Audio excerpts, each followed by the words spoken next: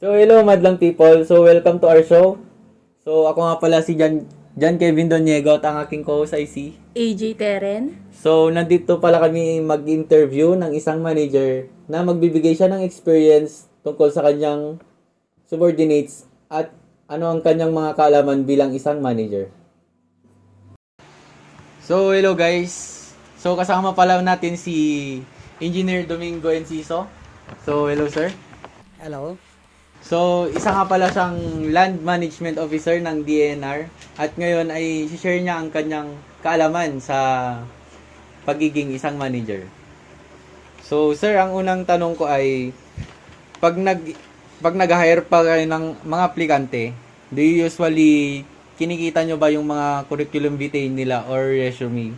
At ano yung mga unforgettable moments nyo sa isang aplikante? Anong oras na ba? Good noon. Magandang hapon po. At sa office, we don't usually tinitignan yung mga resume ng mga applicants. Although nirarap up namin kung talagang fit siya sa ina-applyan niyang work.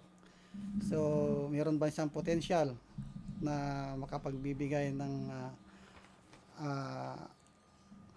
high output. So, minsan nagfo-focus kami sa kanya sa mga working experience nila para we can determine kung makapag-share sila ng optimum output. So, sir, follow-up question ko lang. Pag kilala nyo ba yung tao, usually pag alam nyo yung mga experience nila, do you usually kinukuha agad or hindi na, sir? Or kailangan pa rin silang interviewin? Ganun, sir. So, meron man naman tayong sinusunod na process sa mga ganyan na trabaho. So, usually, we go on to the process, interview, and then meron saman silang ranking. Whichever makakakuha ng mga highest rank.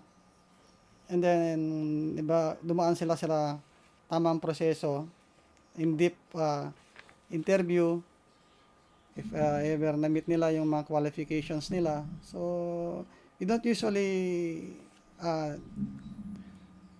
tinitignan yung pwede bang kamag-anak, kaibigan, ganon. Wala, hindi namin kino-consider yun kasi moral yun sa mga other applicant if ever na meron na naman ganong situations. So, sir, my second question is there any particular employee or characteristic na nagbibigay kayo ng isang special task sa iyong isang subordinate at bakit?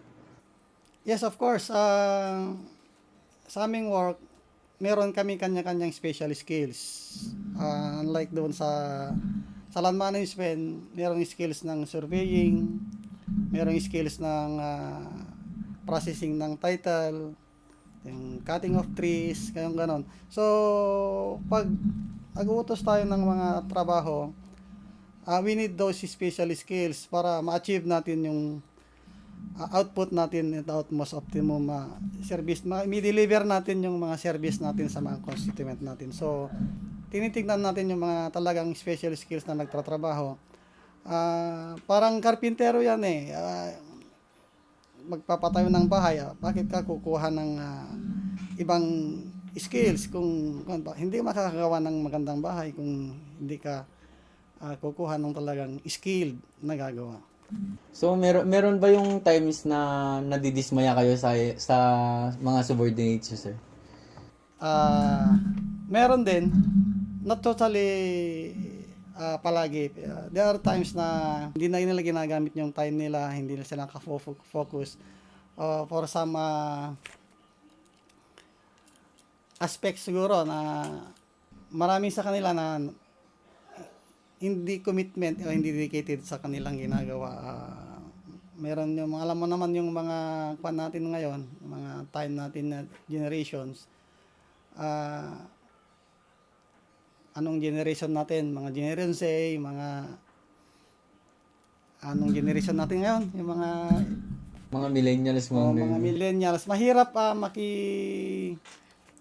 makisosyo po. makikuan yung mga millennials unlike sa amin mga generation na medyo matatanda na binabaliwala nila yung sinasabi mo sa kanila pero at the end of the day naman nakakapagbigay sila ng output do hindi satisfied sa mga hindi ako satisfied sa mga Sa mga output. output nila. So, sir, my third question is, bilang isang manager, ano yung best at saka worst part nyo considering that you are dealing with different kinds of your subordinates? At bakit, sir? Best part siguro is yung the time na we have fulfilled the given task sa amin.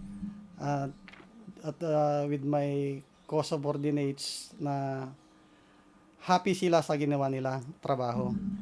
And then even with that, best part sa aking part kasi when comes to assessment, walang nasabi yung mga superiors namin. On the other hand, yung worst was siguro, the other way around siguro, yung fulfillment, hindi na fulfill yung mga other than, yun na nga, as I said a while ago, na yung mga millennials, hindi masyadong wala yun sa level na lang. Hindi kami nagmi-meet sa mga needs nila o yung mga gusto nilang mangyari kasi mapaglaro yung mga millennials ang gusto nila pero yun nga at the end meron silang output. So yun siguro ang worst, medyo hindi namin na fulfill yung mga task namin. So, sir, pag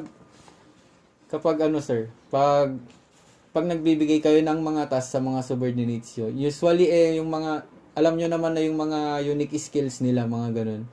So, pag nagbibigay po ba kayo ng mga special task, komportable ba sila sa mga gagawin nila, mga ganun? So,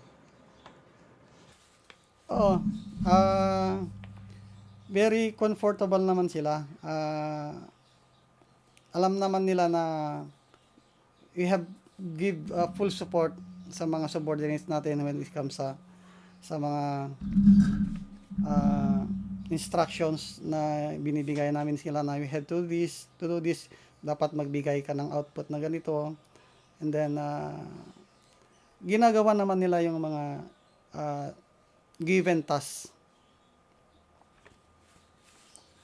So, the next question is led by AJ Terren, sir. So, AJ Terren, the mic is yours. Magandang hapon po, sir. Ako po si AJ Terren, ang magtutuloy ng question na sinimulan ni Kevin. Hello. Hello po. Sir, sa pang-apat po na question is, bukod sa credentials, ano pa sa tingin mo ang rason kung bakit nagiging manager ang isang tao? Sa akin siguro dedication to the service and fulfillment sa aming mission and vision ng organization. Every organization has its mission and vision. So ang fulfillments mo sa given task yun siguro ang masasabi kong kuwan ka sa akin para magiging a good manager. Sir, for follow-up question lang po. Kung babalik ka sa panahon na tinatry mong mag-apply para sa position na meron ka ngayon, i-consider mo pa ba ito? Sa atin gusto natin na a higher position, then tapos na nga tayo doon dito. So, if ever siguro meron tayong chance na mag-apply ulit, I would rather choose siguro in a higher position. Sir, for last question, anong quality or attributes ang kino-consider mong pinaka-importante sa pagse-select ng candidate para sa managerial position? At bakit? One consideration is siguro is a qualities of a good leader. Kasi you cannot be a good manager if you are not a good leader. So, a good leader that shows the way, leads the way, for to have a good output for the organizations. Sir, anong piece of advice ang gusto mong ibigay para sa aspiring na maging manager po? Hard work, hardworking ka, always humble, and dedication to the service. Sir, maraming salamat po sa iyong oras na iyong linaan para sa amin. It would be great. Thank you very much. Okay.